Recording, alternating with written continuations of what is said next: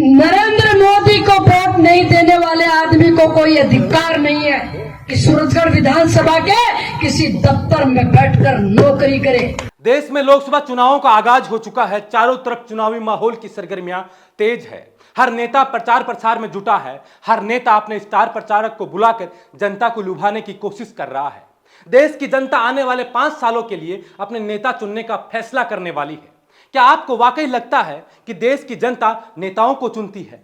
भारत जैसे लोकतंत्र में जनता जनार्दन होती है। अगर ऐसा लगता है तो एक बार आपको ये वीडियो जरूर देखना चाहिए। मेरे कार्यकर्ता को, मेरे वोटर को, मेरे शुभचिंतक को कोई माइका लाल किसी दफ्तर में बैठकर सता नहीं पाएगा। मेरा कमिटमेंट तरफ से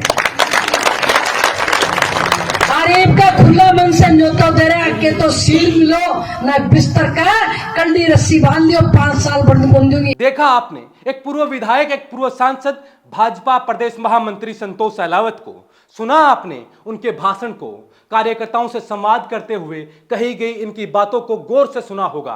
क्या कह रही हैं मैडम साहिबा? कह रही हैं कि कह देना गांव में खुले मन से कह रही हूं कि नरेंद्र मोदी को वोट नहीं देने वाले कोई भी अधिकारी को अधिकार नहीं है सूरजगढ़ विधानसभा में किसी भी दफ्तर में बैठकर काम करे। मैडम साहिबा की आंखों में वो अहंकार तो देखिए। यह देश का लोकतंत्र है। यह जनता अपने मतों से नेताओं को चुनती है जो उन्हें अच्छा लगता है, जो उनके भविष्य की चिंता करता है, जो उनके लिए काम करेगा। जनता उन्हें 5 साल के लिए चुनकर देश की सबसे बड़ी पंचायत यानी कि संसद में चुनकर भेजती है। लेकिन पूर्व सांसद महोदया ये भूल चुकी है कि देश में कहीं लोकतंत्र है। यहां पर आप किसी पर दबाव नहीं बना सकते कि वो उन्हें वोट करे। लेकिन सत्ता के नशे में मदहोश पूर्व सांसद महोदया भूल चुकी है। वो तो डबल इंजन की सरकार के मदहोश नशे में मदमस्त हैं।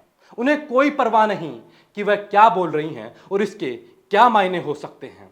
वह डराने की, धमकाने की भरपूर कोशिशें कर रही हैं। वह कह रही हैं कि अगर आने वाले लोकसभा चुनाव में आपने भाजपा के प्रत्याशी को वोट नहीं किया, तो आपने मोदी को वोट नहीं किया, तो आपने बोरिया बिस्तर समेट लेना चाहिए। आप अधिकारी हैं तो आपको ये ध्यान रखना चाहिए कि आप सूरजगढ़ विधानसभा में काम नहीं कर सकते। किसी भी दफ्तर में आपको किसी भी कार्यालय में काम करने की जरूरत नहीं है और खुले मन से इसे स्वीकारती हैं।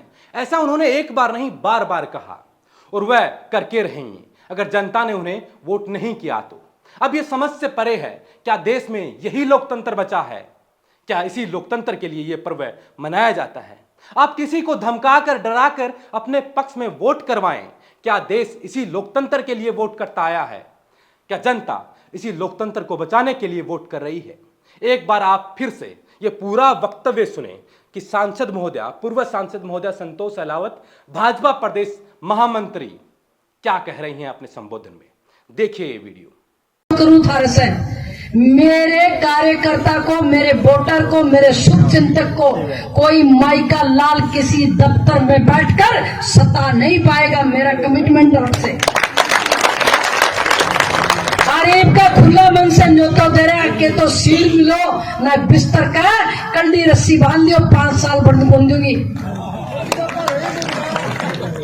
या कह दियो गांव में, चाहे काल मैंने कह रहा हूं, कोई कहीं मना बोला है, मैं फिर बोल रही हूं।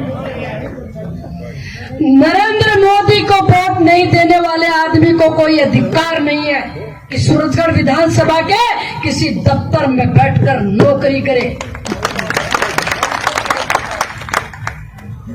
अब 28 बूथा पर हालियो मना 50 साल हो गए। अब देखोगा कि हाल ही में राजस्थान में हुए विधानसभा चुनाव हार चुकी संतोष सहलावत और पूर्व सांसद भूल चुकी है कि देश में लोकतंत्र है। यह जनता अपने हिसाब से नेताओं को चुनती है, ना कि आपके दबाव में, आपके डराने या धमकाने से आपको चुनती है। क्या यह वीडियो अभी तक चुनाव आयोग के पास नहीं पहुंचा है? क्या चुनाव आयोग को नहीं लगता है कि चुनाव प्रचार के दौरान कैसे जनता के ऊपर दबाव बनाया जा रहा है? क्या चुनाव आयोग इस वीडियो को लेकर कोई कार्रवाई नहीं करेगा?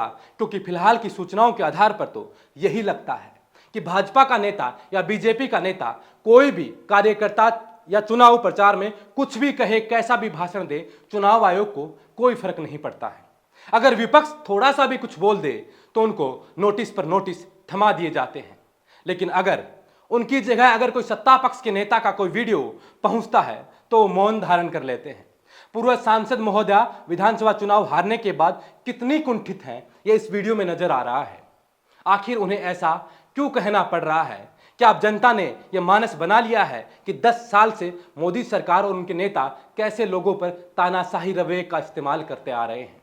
2 बार से बीजेपी राजस्थान में 25 सीटों पर लगातार अच्छा प्रदर्शन कर रही है। विपक्ष अब की बार एकजुट होकर चुनाव लड़ने की कोशिश कर रहा है। झुंझुनू लोकसभा सीट से इंडिया गठबंधन ने विजेंद्र ओला को अपना प्रत्याशी बनाया है। वहीं भाजपा ने शुभकर चौधरी पर दांव खेला है, जो विधानसभा चुनाव में उदयपुरवाटी से भाजपा के प्रत्याशी रहे थे और चुनाव हार चुके थे। चुनाव हारने के बाद अब की बार फिर लोकसभा में एक बार उन्हें उम्मीदवार बनाया गया है और संतोष अहलावत भाजपा प्रदेश महामंत्री है और साथ ही शुभकर्ण चौधरी की रिश्तेदार भी। कहा जा रहा है कि संतोष अहलावत शुभकर्ण चौधरी को चुनाव जितवाने के लिए किसी भी स्तर तक जा सकती हैं।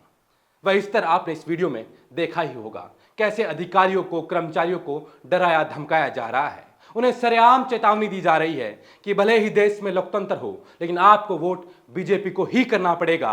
अगर आपने बीजेपी को वोट नहीं किया तो आने वाले समय में आप यहां काम नहीं कर सकेंगे।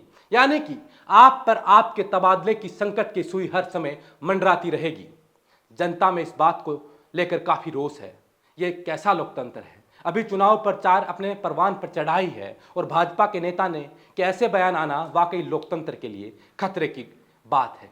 आने वाले समय में इन भाषणों में और कितनी नफरत देखने को मिलेगा और कितना अहंकार, डर देखने को मिलेगा, ये तो आने वाला वक्त ही बताएगा।